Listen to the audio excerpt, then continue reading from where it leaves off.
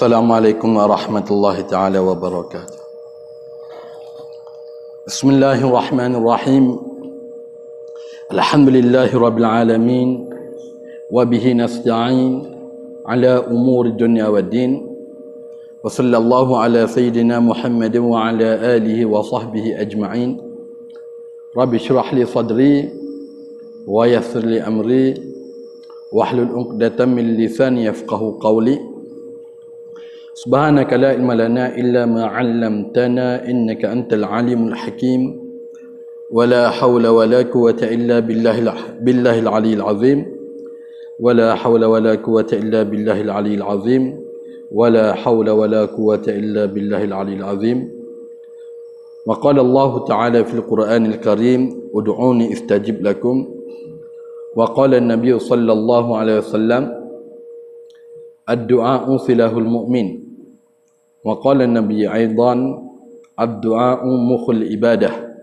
Alhamdulillah, marilah sama-sama kita merafakkan kesyukuran kita kepada Allah Subhanahu wa taala kerana masih lagi diberi peluang untuk kita hadir salah satu majlis yang disyariatkan ke atas kita, iaitu majlis ilmu yang mana sabda Nabi sallallahu alaihi wasallam wajib seseorang itu menuntut ilmu agama Allah Subhanahu wa taala seperti mana sabdanya talabul ilmi fardhatun ala kulli muslim.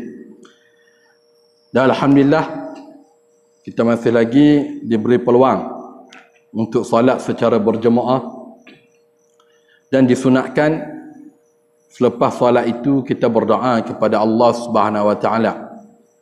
Allah Subhanahu wa taala sebut di dalam Al-Quran, ud'uni istajib lakum. Memintalah dengan aku, berdoalah kepada aku, nescaya aku akan terima doa kamu. Setiap hidup kita ni ada orang yang ada masalah. Setiap hidup kita ada orang yang ada masalah, diberi ujian. Dan ujian pada diri kita itu adalah berbeza-beza, tak serupa. Cara untuk kita menangani ujian tersebut adalah kita mendekatkan diri kita dengan Allah Subhanahu wa taala. Berdoa, dan sentiasa berdoa minta dengan Allah Subhanahu wa taala, yang mana Nabi sallallahu alaihi wasallam sebut di dalam satu hadis, doa itu adalah otak segala ibadah. Doa itu adalah otak segala ibadah. Dan sabda Nabi, doa adalah senjata bagi orang mukmin. Bagi orang mukmin, doa itu adalah senjata. Yang mana kita melihat daripada Nabi sallallahu alaihi wasallam, setiap apa yang berlaku kepada Nabi sallallahu alaihi wasallam, Nabi sentiasa berdoa kepada Allah Subhanahu wa taala, sentiasa minta dengan Allah Subhanahu wa taala. Yang mana kita sentiasa baca di dalam suratul Fatihah, iyyaka na'budu wa iyyaka nasta'in. Engkaulah ya Allah kami sembah, dan engkaulah ya Allah kami minta pertolongan. Sebaik-baik pertolongan itu adalah pertolongan daripada Allah Subhanahu wa taala.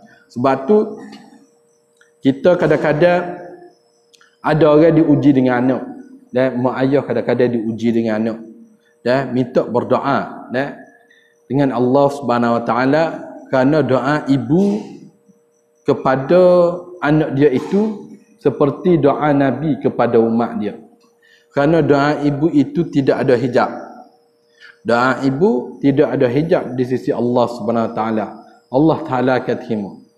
Sebab tu sentiasalah kita sebagai mak ayah berdoa untuk kebaikan anak-anak kita.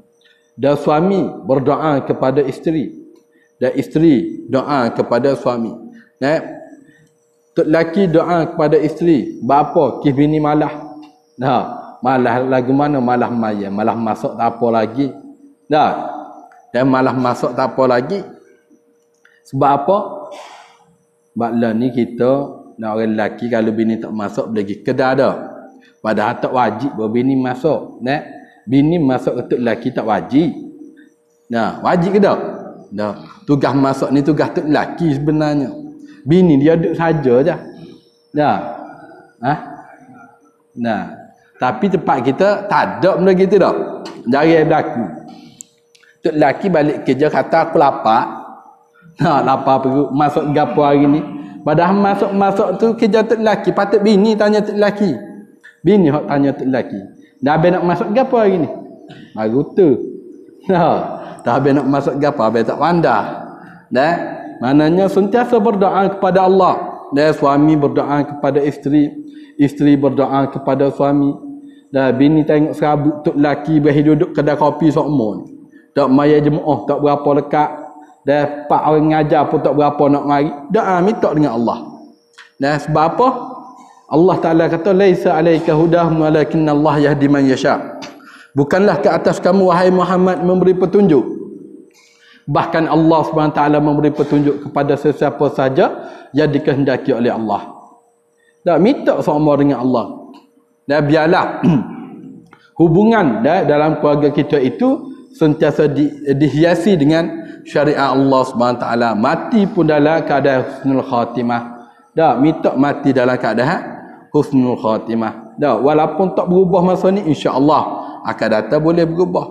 Dan begitulah juga dah anak-anak yang mana masih lagi tidak tutup aurat dan isteri yang masih lagi tidak tutup aurat dengan sempurna, suami berdoa nak nasihat takut kau bini.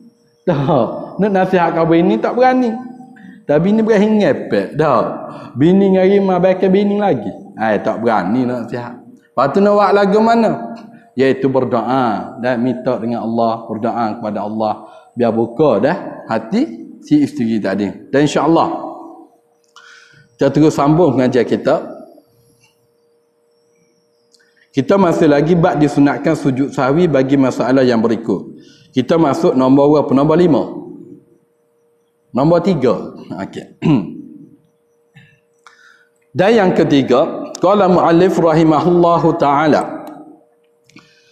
Kata pengarah kita nombor 3, bagi orang yang memindahkan rukun qauli yang tiada membatalkannya seperti membaca Fatihah di dalam rakaat atau di dalam sujud atau membaca tahiyat pada qiyam.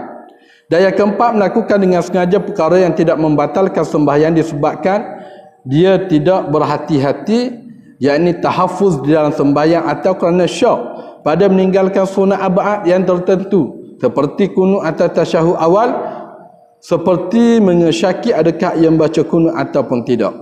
Dan yang kelima, syak pada melakukan sembahyang umpamanya adakah 3 rakaat atau 4 rakaat, maka wajib dikerjakan 1 rakaat lagi kerana kembali kepada asalnya, yakni tidak dikerjakan. Demikian juga jika hilang syaknya sebelum memberi salam ketika berada dalam rakaat yang keempat kerana berbelah bahagi, iaitu taraddud pada yang terlebih itu. Dan yang keenam, jika ditinggalkan tasyahud awal lalu berdiri ia kira-kira sampai kepada hak yang melebihi hak rakaat tetapi belum lagi berdiri yang memadai hak qiyam. Ditinggalkan kunut tetapi kembali semula sebelum sempurna sujudnya seperti dahinya belum lagi sampai ke tempat sujud. Okey. Dan yang ketiga, salah satunya disunatkan untuk sujud sahwi.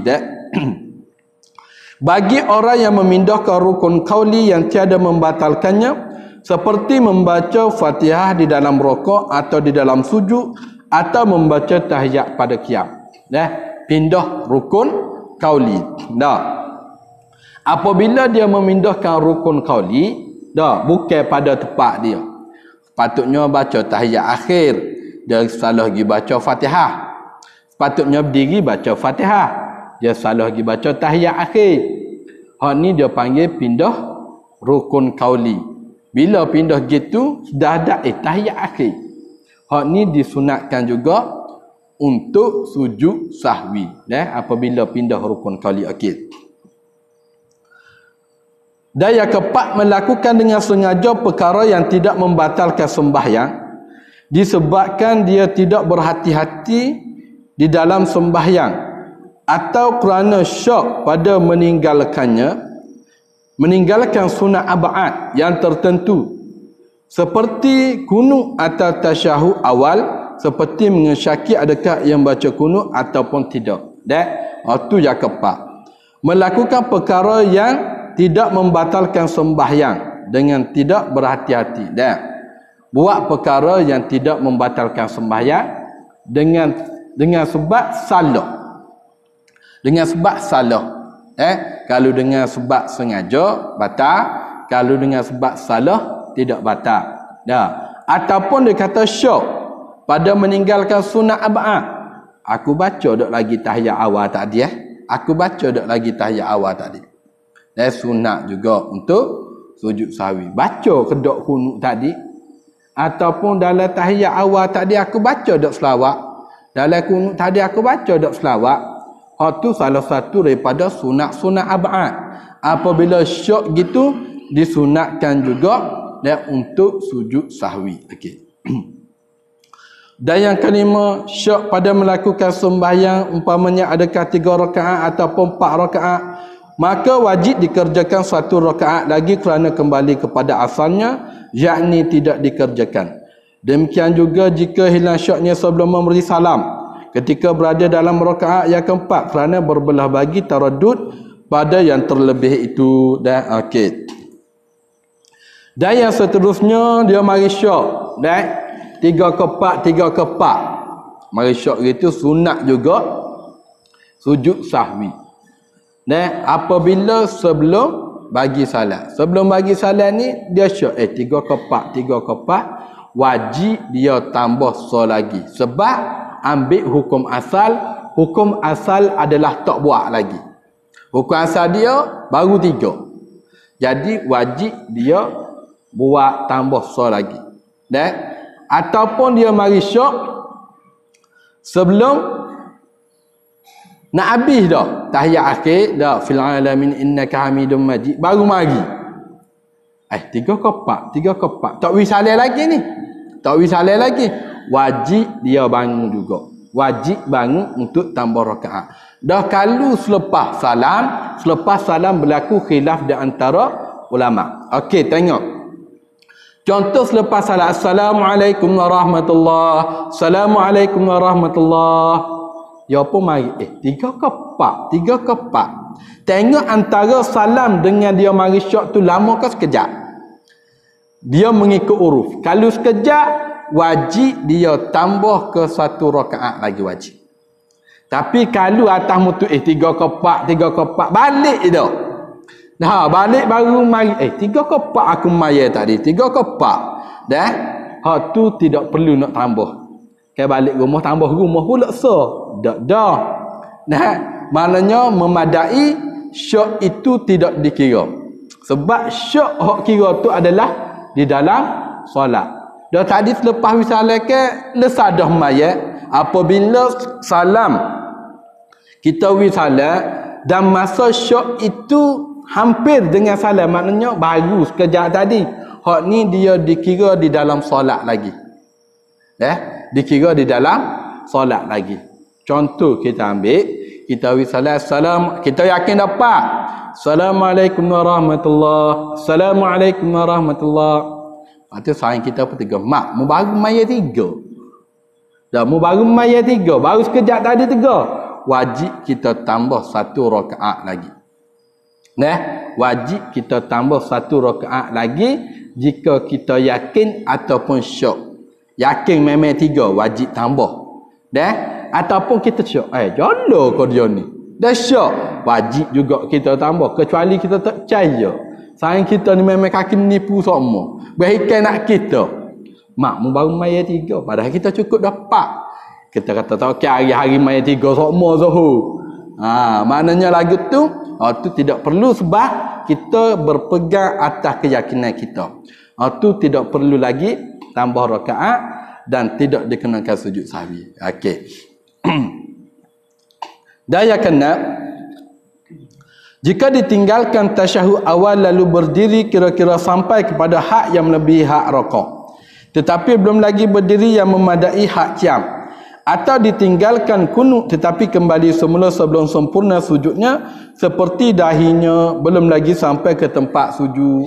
Ini sunat juga sujud sahwi. Bangun tak sampai lagi kepada hak berdiri, tak sampai lagi kepada hak berdiri, dia duduk balik dikenakan tak sujud sahwi. Tetapi kalau dekat nak sampai hak berdiri dah dihukum sebagai berdiri, hak ni tidak boleh, tidak boleh turun balik untuk baca tahiyat awal. Sebab batal sembahyang. Okey. Ataupun kunut begitu juga. Okey. Semua bentuk kesilapan itu disunatkan sujud sahwi sama ada dilakukan secara terlupa ataupun jahil. Dilakukan secara terlupa ataupun jahil. Hak ni disunatkan sujud sahwi. Dah kalau jahil, mana jahil tak erti. Bila kata tak erti, nak sujud sahwi ke tak? Tak erti jahil. Nak kena sujud sahwi ke tak? Agak-agak. Dah nak sujud lagu mana dia tak erti. Tak, jahil. Bila jahil tak pandai. Cuma tempat kita lah ni istilah jahil. Jahil yang dimaafkan dari segi syarak ialah jahil itu adalah yang jauh daripada ulama ataupun yang jauh daripada tempat pengajian. Lah ni istilah contoh masyarakat kampung kita sepinih ni boleh nak hukum jahil ke tak? Boleh ke tak nak hukum jahil? Agak-agak. Pakai senyap belaka. Tak berani nak oyak belaka. Apabila ada orang ngajar wajib mari. Apabila tempat tu tempat yang tidak jauh daripada tempat pengajian, dia tidak boleh dihukum sebagai jahil. Dan nak hukum ke apa? Tak boleh hukum jahil. Malah. Dah hukum malah. Dan hak ni yang akan dipersoalkan oleh Allah. Dan kan belajar tu wajib. Dan nak hukum jahil lagu mana? Ya Allah, minta maaf aku jahil. Dah, apabila dipersoalkan oleh Allah, bapa kita tak ngaji? Bapa kita tak belajar? Nak kata, tak tahu. Ingat kau sunnah? Tak boleh jawab gitu. Dah, sebab hak jawab hanyalah amalan kita. Tak boleh nak hukum sebagai jahil apabila satu kampung tu ada orang ngajar. Ada tempat untuk kita belajar. Tak boleh nak hukum. Contoh tempat kampung kita ni memang tak ada. Tak ada orang ngajar. Dah ada mana? Ada. Tapi dua marhalah. Dua marhalah bermakna 90 km. Dah, wajib salah seorang daripada kampung kita ni dia keluar ngaji ambil ilmu. Lalu tak ada kampung kita. Dah. Tapi kampung kita tak ada. Banyak, terlalu banyak majlis-majlis ilmu. Tak siapa dua marhalah. Kalau tak ada pinih genek ni ada. Tak ada genek pergi alah ke bawah ni dah. Bukit tanah. Mana ada belakang majlis ilmu? Atas kita. Dah, atas kita. Sebab kita ni, kerana kadang-kadang kita ni belajar pun kerana mengikut hawa nafsu pun ada. Bukan kerana Allah. Belajar kerana mengikut hawa nafsu. Ada tak? Ada. Lagu mana? Contoh kita ambil. Kena ustaz hak mengajar tu tak kena, tak belaga angin dengan dia. Tak hari tadi. Tak lagi aku ustaz tu. Tidur semua. Aku kalau pergi tidur. Kalau pergi tidur tak pergi. Dah. Nak cari ustaz hak mana kena angin dengan dia juga. Tanya hak ada kena angin tak mari juga. Dah. Itu hak jadi masalah. Itu belajar kerana mengikut hawa nafsu. Dah belajar kerana nak mengikut hawa nafsu. Tak boleh. Belajar ni mesti mengikut apa yang disyariatkan oleh Allah. Gapo kita tak erti? Tu kita kena belajar. Dah. Hak itulah kita kena belajar apabila kita tahu benda tu kita masih lagi tidak tahu. Nah, okey. Bagi seseorang imam atau orang yang sembahyang bersendirian, dah kalau tu imam atau orang hak mai seorang diri, jika ia kembali kepada kunut sedangkan ia sudah hampir kepada sujud.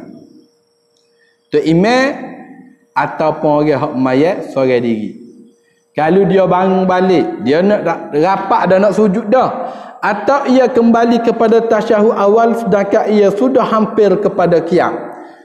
Nak nampak nak berdiri dah, turun pun dah. Lagu mana? Dia kata maka kedua-dua itu membatalkan sembahyangnya. Jika ditinggalkan kedua-dua itu, yakni kunut dan tasyahud awal dengan sengaja. Baik. Tu imam ataupun orang hak mayat seorang diri. Dah minggu lepas ayat dah kan. Maknanya kalau dia duduk balik nak sampai kepada hak berdiri dah, ataupun dia bangun balik nak sampai kepada sujud dah, hak ni dia dikira membatalkan solat. Bagi makmum yang mengikut imam tersebut, dia ada dua keadaan. Yang pertama, kena mufarakah. Apabila dia tahu tu imam tu sengaja. Tapi dia nak tahu lagu mana. Tak tahu ke tak? Tak nak tanya tu imam sengaja ke tak tengah mayat. Tak tanya. Lepas tu, dia boleh iktikad ataupun boleh qasar tu imam tu terlupa. Kalau dia ikut juga dalam keadaan dia yakin tu imam ni sengaja, batal solat makmum tersebut. Okey. Sebab tu dalam perbuatan imam kita kena ihtimal. Apa makna ihtimal? Ihtimal itu bermakna kemungkinan, mungkin. Mungkin tu imam tak ingat. Tu makna ihtimal. Sebab tu sebagai makmum sentiasa bersangka baik dengan tu imam. Okey. Dan tidak disunatkan sujud sahwi bagi yang meninggalkan tasyahud awal jika ia bangun berdiri tapi belum lagi sampai kepada hak rakaat. Bangun tak sampai lagi kepada hak rakaat, tidak disunatkan sujud sahwi. Okey. Demikian juga tidak disunatkan sujud sahwi bagi yang meninggalkan kunut jika ia turun sebelum sampai kepada hak rakaat. Baru nak turun, teringat, doa kunut. Itu tak kena. Baru nak bangun, teringat tahiyat awal. Dah tu tidak kena sujud sahwi kerana dia tidak melebihi kepada hak rakaat. Dia kira rakaat. Sebab rakaat itu pertengahan, sempadan di antara berdiri dan sujud. Okey.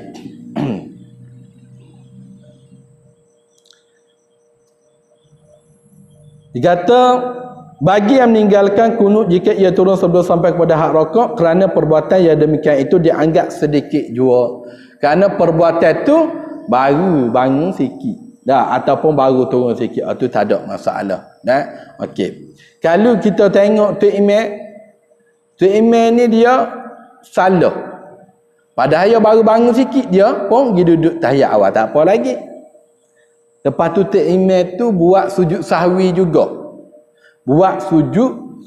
juga. Apabila kita meyakini imam tersebut melakukan sujud sahwi dalam keadaan salah, kita tidak boleh ikut imam tersebut. Faham tak? Tidak boleh ikut. Sebab apa?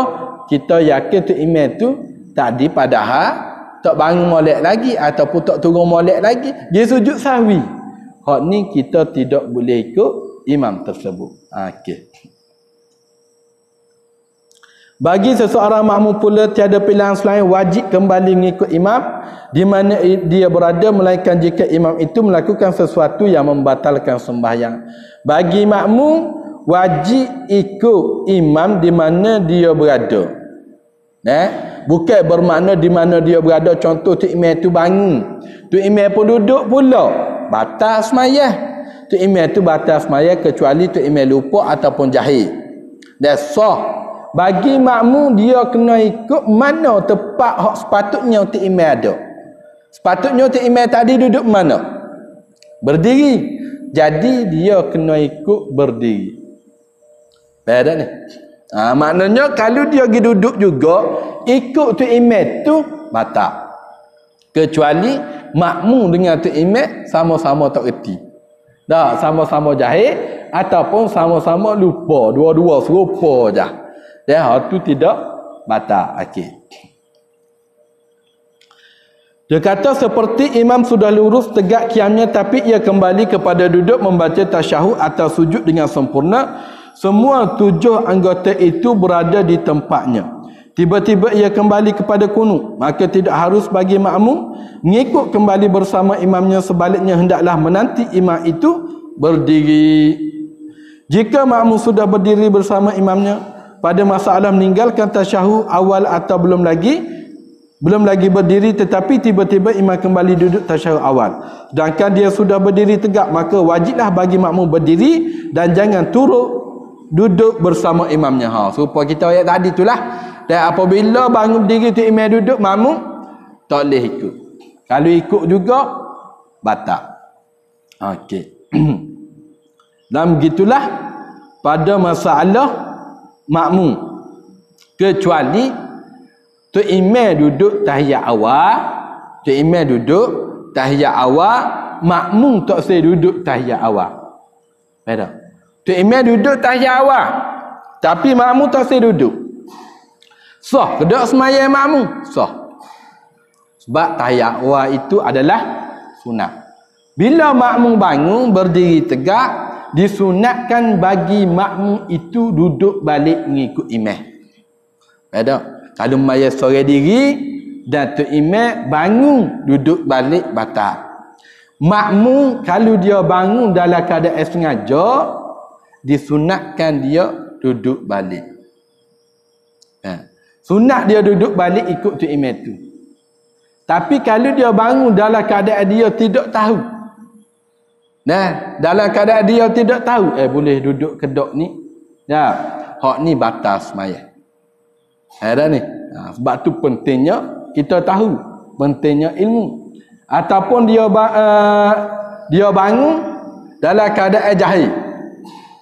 Bila duduk balik kerana jahil tadi sah. Tapi kerana dia terlupa, ini tidak boleh. Okey. Demikian juga imam sudah sujud sedangkan makmum belum tunduk untuk sujud, tiba-tiba imam kembali kunut. Maka tidak harus makmum turut membaca kunut bersama imamnya, sebaliknya wajib turun sujud. Tu imam turun dah sujud. Tiba-tiba tu imam bangun. Makmum tadi wajib turun untuk sujud. Tak boleh nak bangun balik. Tak boleh nak bangun balik. Kecuali makmum tadi berdiri dak. Tu imam sujud. Makmum pun baca. Sunat bagi makmum membaca kunut sikit. Allah mahdini fiman hadait wa afini fiman afait, baru turun. Makmum tu imam pun bangun. Dia nak turun tu imam bangun. Bila tu imam bangun, makmum tersebut wajib teruskan untuk turun. Tidak boleh ni tu imam bangun pula ni, ambil sekali lagi tidak boleh. Wajib bagi makmum tadi turun. Sebab tu imam tadi membuat perkara yang membatalkan solat dalam keadaan sengaja ataupun tidak sengaja, cuma dimaafkan kerana tu imam tu jahil. Okey. Kedua-dua masalah ini tidak harus bagi makmum mengikutnya, kerana jika imam itu kembali kerana terlupa, sembahyangnya tidak batal. Sedangkan orang yang lupa tidak harus kita mengikutnya walaupun sembahyangnya tidak batal. Tetapi jika sengaja, maka batalah sembahyangnya dan tidak harus kita mengikutnya juga. Sama ada tu imam tu tak ingat ataupun sengaja, kita tidak boleh ikut. Kedua-dua masalah ni, apabila sudah melakukan perkara yang wajib, tidak boleh undur ambil hak sunat. Tidak boleh undur ambil hak sunat. Kecuali undur ambil hak wajib atau wajib. Undur ambil hak wajib, undur ambil hak sunat tidak boleh. Dah lagu mana pun dah undur ambil hak wajib. Contoh, Fatihah ni dia rokok, dia apa syok. Aku ni baca Fatihah. Baca kedok Fatihah tadi. Wajib dia kembali bangun balik. Bagi imam ataupun orang hak mayat seorang diri, wajib bangun kembali untuk baca Fatihah. Sebab melakukan perbuatan dalam keadaan syok tak sah sembahyang. Tengah syok dalam rokok, baca kedok Fatihah, dia pun teruskan iktidal, sami Allah liman hamidah, tu imam ataupun orang hak mayat seorang diri, batal solat tersebut. Tak ni. Wajib dia bangun baca Fatihah balik. Sama ada makmum dia rokok, dia apa syok, aku baca dak lagi Fatihah. Ni makmum dia wajib tambah selepas tu imam wisalah. Kalau mayat seorang diri dengan tu imam, wajib bangun balik apabila sebelum sempurna kepada satu rakaat meninggalkan salah satu daripada rukun-rukun solat, wajib dia kembali balik. Nampak tak? Dia turun, Allahu Akbar, sujud dah. Teringat nak rokok. Padahal sujud dah.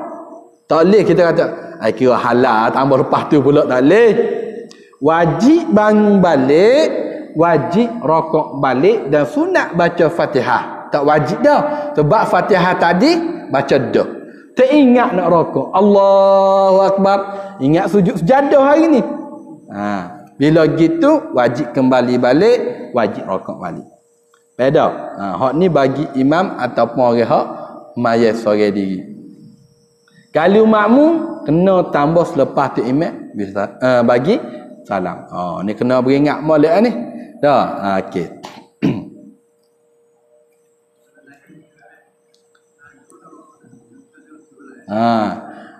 Okey, dia naik tu pakai rokok lalu. Boleh ke tak? Tak boleh. Sebab rokok itu dia tak ada mari ke bawah. Ada.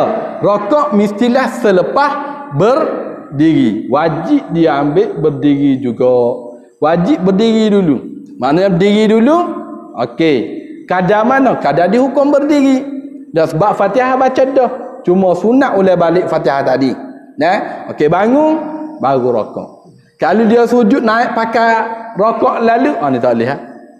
Sebab berdiri rokok itu mesti selepas berdiri. Okey. Sebab tu dalam semaya dia ada tertib. Dah, maknanya kena ikut susunan. Kita tak boleh nak duduk tahiyat akhir dulu, dak baru nak sujud. Ataupun duduk tahiyat akhir dulu baru nak bangun. Sebab salah satu daripada rukun-rukun solat itu adalah tertib. Apa makna tertib? Wajib ikut susunan. Ada. Okey.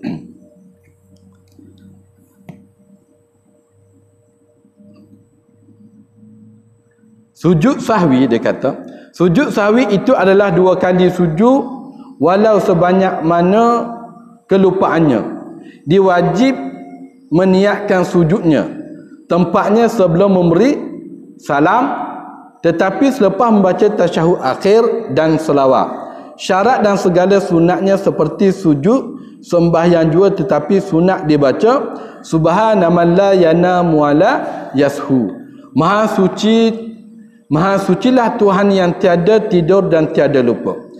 Jika diberi salam dengan sengaja, luputlah sujudnya, atau diberi salam kerana terlupa yang masa perceraiannya agak lama, luputlah sujudnya. Tetapi jika sekejap sahaja perceraiannya, disunatkan sujud sahwi, dan apabila dia sujud sahwi bererti dia kembali kepada sembahyang, maka dia wajib mengulangi salam yang lain, dan jika berhadas maka batalah sembahyangnya. Okey. Dah. Sekarang ni dah sujud sahwi setiap perbuatan di dalam solat. Kita nak rokok, kita nak sujud, hak tu wajib kepada niat. Dah. Wajib kepada i'tiqad, wajib kepada qasad, wajib kepada kita tahu. Batu orang yang sujud dalam keadaan tidak sengaja, orang hak rokok dalam keadaan tidak sengaja tidak sah. Dan contoh dia tengah semaya, bila semaya sudah habis Fatihah waladhdallin, mari nyetok pinggan dia pun tak rokok. Kata, pakai kira lalu rokok ni. Padahal rokok tadi dia tak rokok kenyetok pinggan ni. Nampak tak? Hak ni wajib dia kembali balik. Tak boleh. Tak sah rokok tersebut. Wajib. Nah? Wajib.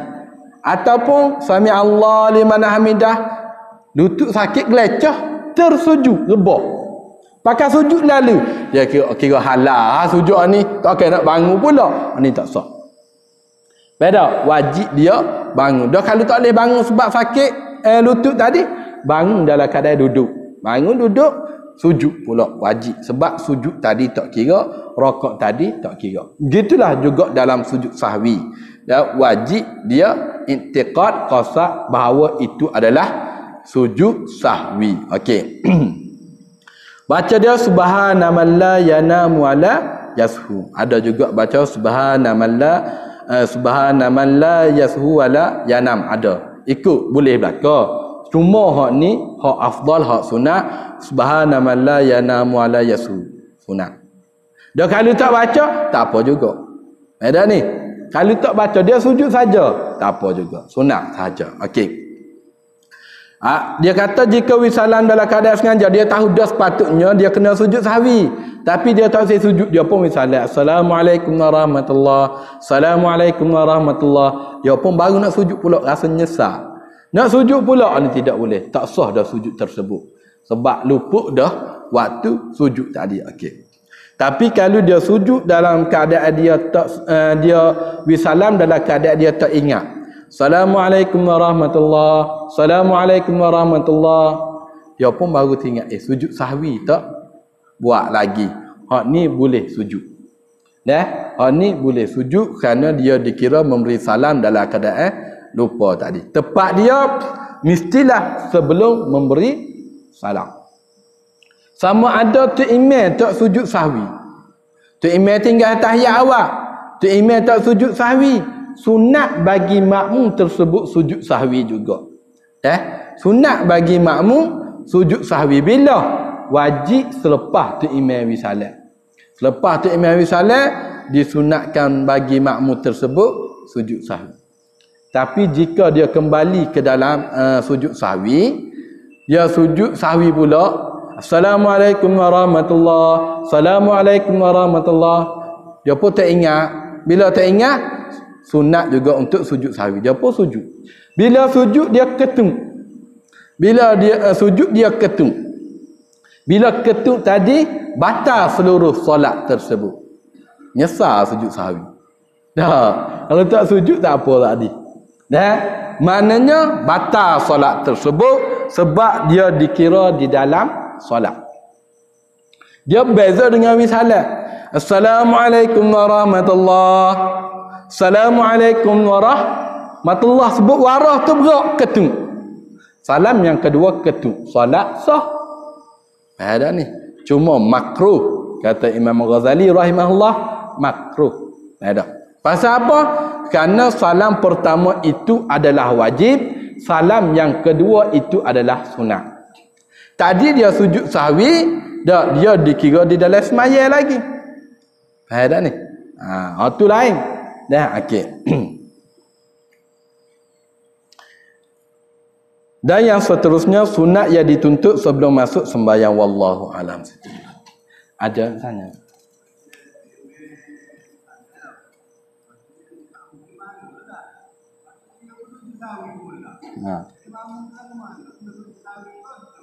Okey.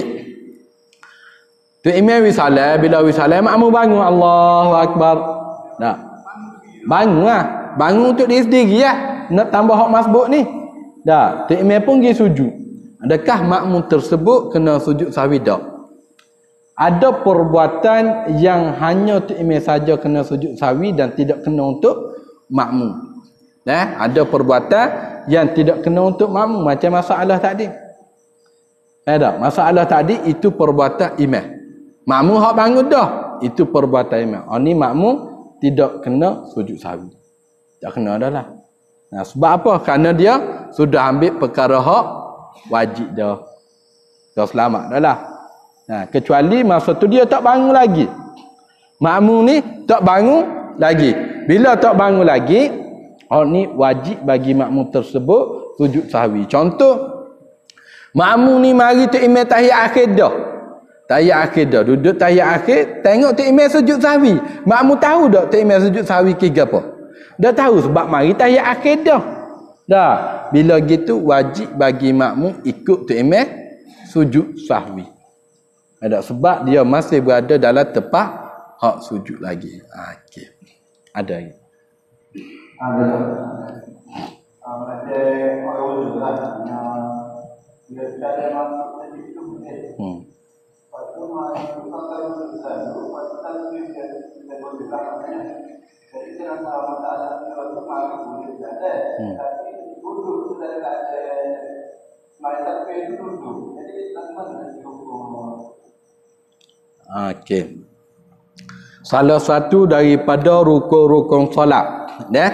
Rukun-rukun solat adalah qiyam. Apa makna qiyam? Berdiri. Wajib bagi seseorang yang mampu. Mana mampu hak gagah lah. Wajib berdiri bagi yang mampu. Jika tidak mampu, tak boleh duduk. Hak duduk ni adalah duduk di bawah. Seperti mana duduk tahiyat awal. Sama ada duduk atas kursi atau banyak. Banyak kena tengok. Okey. Contoh kita kata, dia mari jalan boleh. Jalan boleh. Tapi bila takbiratul ihram, dia takbiratul ihram dalam keadaan duduk. Bila dalam keadaan duduk, contoh berdiri ni takbiratul ihram berapa saat? Takbiratul ihram Dia mampu ke tak nak takbiratul ihram dalam keadaan berdiri? Nak tanya dia tu. Dia kata mampu. Dah apa duduk? Ikut aku lah. Tu batal. Beda. Maknanya kalau dia mampu, contoh kita ambil takbiratul ihram ni dalam 2 saat aja. Allahu Akbar, wajib dalam keadaan berdiri baru boleh duduk. Kalau dia boleh baca Fatihah sebanyak 2 ayat, wajib baca Fatihah 2 ayat baru boleh duduk. Contoh Allahu Akbar, Bismillahirrahmanirrahim, Alhamdulillahirrabbilalamin. Lepas tu mari jain lutut dah. Bila mari jain baru boleh duduk. Ada ni. Kata Imam Ramli rahimahullah, nak boleh duduk dengan tak boleh duduk ni, hak sakit setara mana? Sakit setara mana hak boleh duduk? Kata Imam Ramli rahimahullah, apabila dia solat sehingga menghilangkan khusyuk di dalam sembahyang, maknanya duk main mikir kau sakit. Tapi kita kalau tak sakit pun tak khusyuk. Tak sakit pun tak khusyuk kita ni. Lepas tu nak hukum lagi mana? Hukum dia mesti kalau dia mampu, Allahu Akbar dalam keadaan berdiri, wajib berdiri. Wajib berdiri baru boleh duduk. Kalau mampu baca Fatihah 2 ayat, 3 ayat, wajib baca Fatihah 2 ayat, 3 ayat. Kalau boleh baca Fatihah 4 ayat, wajib baca 4 ayat baru boleh duduk. Contoh rakaat yang pertama, dia tidak mampu untuk bangun, boleh dia takbir dalam keadaan duduk, tak ada masalah. Rakaat yang pertama dia duduk, tapi rakaat yang kedua dia yakin dia mampu dah untuk berdiri, wajib dia berdiri pada rakaat yang kedua. Wajib berdiri pada rakaat yang kedua. Tapi tempat kita dah rakaat pertama duduk, rakaat kedua kau nak duduk. Dah. Kalau mampu, dah bila mampu wajib berdiri pada rakaat yang kedua. Ataupun pada rakaat yang ketiga mampu berdiri, wajib berdiri pada rakaat yang ketiga. Ada. Mana tadi wajib berdiri juga jika mampu. Contoh dia jalan boleh, dah takbiratul ihram sekejap je, tak lama. Lepas takbiratul ihram baru rasa sakit, okey duduk. Kalau dia mampu tapi dia tak buat, solat tersebut tidak sah. Ramai hak mana bila takbir tu duduk lalu dah. Takbir dalam keadaan duduk terlalu ramai, maknanya tolong lah, diri dulu.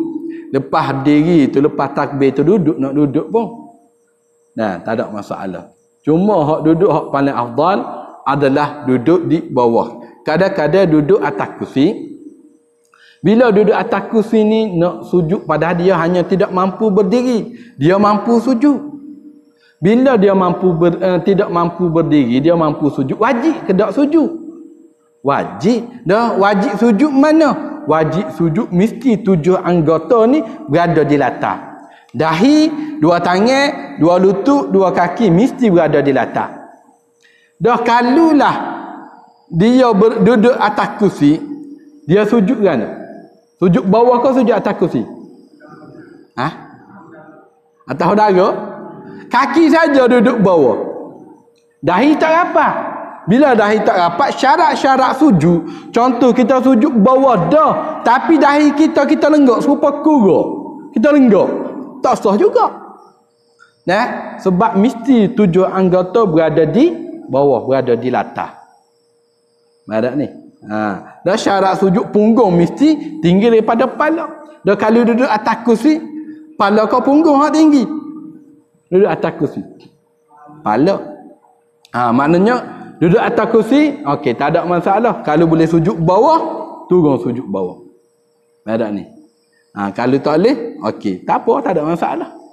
Jangan kita, memang agama kita ni mudah, tapi jangan kita mempermudahkan. Agama ni la yukallifullah nafsan illa wus'aha. Allah Ta'ala tidak membebankan seseorang, tidak berat seseorang kecuali Allah Ta'ala meringankan.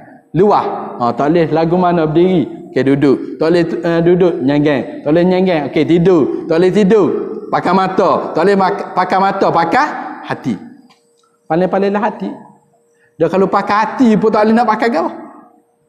Hati pun tak boleh nak pakai apa? Akan mati. Buat gapo hidup tak sembahyang? Maknanya siapa tahap tu Nabi suruh perintah kepada kita solat.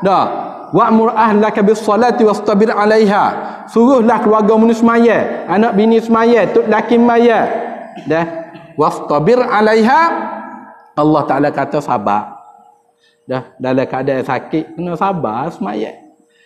Kita kalau bab sembahyang, kalau zuhur tu 2 rakaat kita nak sembahyang 2. Memang malah. Tak boleh sabar. Dalam bab beribadah kita ni memang gitu. Memang kita tidak ada kesabaran dalam melakukan ibadah kepada Allah Subhanahu Wa Taala. Ada yang tanya.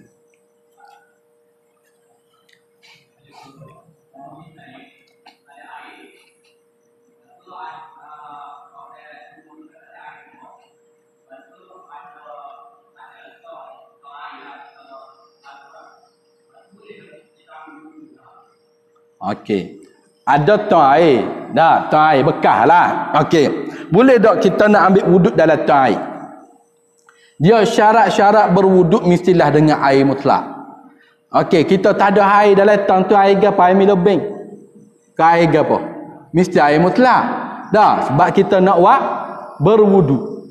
Bila syarat-syarat berwuduk mesti air mutlak. Tengok dalam air dalam tong tu air apa? Air mutlak. Boleh ke tak berwuduk? Boleh. Lepas tu nak berwuduk lagu mana? Air tu bekas besar mana? Contohlah kalau 2 kolah tak ada masalah. Contoh air tu yang kurang daripada 2 kolah. Air yang kurang daripada 2 kolah banyak keadaan. Kadang-kadang air yang jatuh daripada anggota badan kita itu boleh jadi air mustakmal. Ada. Apa makna air mustakmal? Iaitu air yang digunakan pada anggota yang wajib. Contoh kita ambil air sembahyang. Dalam beledi lah mudah. Dalam beledi. Bila dalam beledi ni kurang daripada 2 kolah. Kalau nak tahu 2 kolah tak 2 kolah, kita ukur ujung jari kita sampai sini. Zira. Lebar dia, panjang dia, dalam dia setara ni. Dia hak petak gini belakang. Panjang dia mesti sampai sini. Hak ni dia sudah diukur 2 kolah dah. Lepas tu contoh air yang kurang daripada 2 kolah. Kita nak ambil air tersebut untuk berwuduk boleh ke tak? Nak berwuduk boleh, nak mandi wajib boleh dengan syarat-syarat tertentu. Contoh air dalam beledi. Dan bila air dalam beledi, kita pun nak celup. Yang mudah nak celup. Kalau pakai gayung tak ada masalah. Kita pun nak celup. Bila kita celup, kita basuh tangan. Dalam anggota wudu ada hak wajib dan ada hak sunat. Kita ambil basuh tangan ni wajib ke sunat? Permulaan berwudu sunat. Air tersebut tak jadi mustakmal lagi. Tak ada. Air tersebut tak jadi mustakmal lagi. Bila kita ambil, kita pun basuh muka. Air hak lekat di muka ni tak jadi mustakmal lagi. Bila hak jadi mustakmal? Apabila jatuh daripada muka. Sebab apa jadi mustakmal? Sebab muka ini adalah anggota wajib bagi berwudu. Ada. Jatuh baru dikira mustakmal. Jatuh mana ni? Jatuh dalam beledi tu juga. Jatuh dalam beledi juga. Bila jatuh dalam beledi juga, dia ada ihtimal. Apa makna ihtimal? Kemungkinan. Kadang-kadang air tersebut boleh jadi mustakmal. Kadang-kadang air tersebut tak dihukum sebagai mustakmal. Kebanyakan hak silap faham dia kata mustakmal tak jadi lagi mustakmal. Pada ni, okey. Ihtimal dia lagu mana? Contoh. Air sebeledi kita ambil teh. Air teh. Kita pun cuah dalam beledi. Air teh banyak mana? 3 titik ataupun 4 titik. Jatuh dalam beledi. Air dalam beledi tu berubah ke tak? 4 titik. Berubah tak? Berubah tak? Air dalam beledi tu berubah tak? Kalau air teh jatuh 4 titik. Berubah tak? Ada kata berubah, ada kata tak berubah. Biasa tak berubah. Dan bak air dalam beledi ni banyak. Bila tak berubah, air yang jatuh daripada anggota muka kita masa jatuh tu mustakmal. Tapi bila bercampur dengan air mutlak, hak ni tidak dihukum sebagai mustakmal. Ada. Mana boleh ke tak berwuduk boleh? Dah lagu mana cara kalau kita memang tak selesai buat air tu jadi mustakmal? Cara dia kita letak tangan, kita niat sebagai ightiraf. Apa makna iktiraf? Kita niat tangan kita ni sebagai nyebok. Bila kita niat sebagai nyebok nak terjun dalam bedi pun takkan jadi mustakmal. Faham tak ni? Apabila kita sudah niat iktiraf. Sebab tu pentingnya kita belajar. Tapi apabila kita ambil, kita tak niat iktiraf, kita ambil air hak titik daripada muka kita ni, ni dihukum sebagai mustakmal. Mustakmal apabila dicampur dengan mustakmal, air itu jadi suci apabila melebihi 2 kolom. Faham tak ni? Sebab tu nak hukum air tu boleh berwuduk ke tak? Tengok keadaan. Macam hak tadi, air ada dalam tong. Boleh ke tak berwuduk? Boleh, tak ada masalah. Jika air tersebut adalah air mutlak. Kita jangan faham, salah faham. Sebab tu kadang-kadang orang mandi wajib, dia cebok daripada dia pergi duduk jauh. Berapa? Takut titik daripada dia. Dah. Ambil kecil. Contoh. Ambil kecil. Tak sewi titik tu bik bagi luar rumah mandi. Masuk pula. Cebok pula. Tu bik luar pula. Mandi pula. Rohok gitu. Dah. Apa salahnya kita niat iktiraf? Mandi tak jadi mustakmal. Tu pentingnya kita ngaji. Air dalam gayung. Segayung. Kalau beledi tadi besar. Ni hak segayung. Dalam segayung ni boleh ke tak kita nak berwuduk? Boleh. Tak ada masalah. Dah. Syarat kita niat sebagai iktiraf. Niat sebagai tangan kita nyebok. Dah. Tu kena ngaji bab air. Kena ngaji bab air. Dah. Air ni banyak. Dah air mutanajis. Sebab tu kadang-kadang dah berubah jadi air mutlak apabila jatuh. Jatuh binatang yang mana darah tidak mengalir dalam keadaan tidak sengaja. Maknanya gapo hak darah tak mengalir jatuh dari bedi. Air tersebut masih dihukum suci, air mutlak. Masih dihukum suci. Tapi kalau darah titik jatuh dalam bekas bedi tadi, air mutlak tadi, air tersebut dihukum sebagai najis, air mutanajis. Ada, kerana darah tidak dimaafkan pada air, hanya dimaafkan pada baju sahaja. Binatang dimaafkan pada air, tidak dimaafkan pada pakaian. Kita semaya tengok kaki nyamuk lekat baju kita. Itu memang kaki nyamuk soheh, kaki nyamuk batal semaya kita. Ada ni, lalak kita tengok tengah-tengah semaya, dok galik-galik tak duduk dalam poket.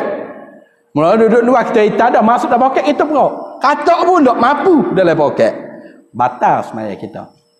Sebab menanggung binatang tadi menanggung najis. Ingat dah, binatang yang darah tidak mengalir tidak dimaafkan pada pakaian tapi dimaafkan pada air. Darah dimaafkan pada pakaian, tidak dimaafkan pada air. Batu sedikit darah apabila kita tengah semaya, rasa darah di gigi kita, wajib berhenti solat tersebut. Walaupun kita tu imam, walaupun kita makmum, walaupun main seorang diri, wajib berhenti. Sebab darah sudah bercampur dengan air, dia tidak dimaafkan. Kerana dia dihukum benda yang zahir, kecuali darah hot dalam perut tak ada masalah. Ni hot dalam mulut dah rasa dah darah, wajib berhenti. Hak dimaafkan darah beku, yang mana kita cabut gigi ada darah beku. Dah, nak suruh hilang darah beku 4 hari kita tak mayat. Dah, maknanya hak tu dimaafkan. Sebab apa? Darah tu tak ada ngalir dah. Dia beku duduk dalam tu dah. Ada? Ada yang tanya? Ada? Wallahu a'lam. Bismillahirrahmanirrahim. Allahumma fakihna fi din wa alimna hikmata wa ta'wil. Allahumma zidna ilman nafi'a. Allahumma alimna ta'wil Quran. Allahumma aghnina bi'ilmi wa dhaybi ilmi. Akrimna bitaqwa jannah bil afiyah. Ya Rabbana anta ilahuna nabika jahil wa anta al-qadman. Wa sallallahu ala Muhammad wa ala alihi wa sallam. Alhamdulillah rabbil alamin.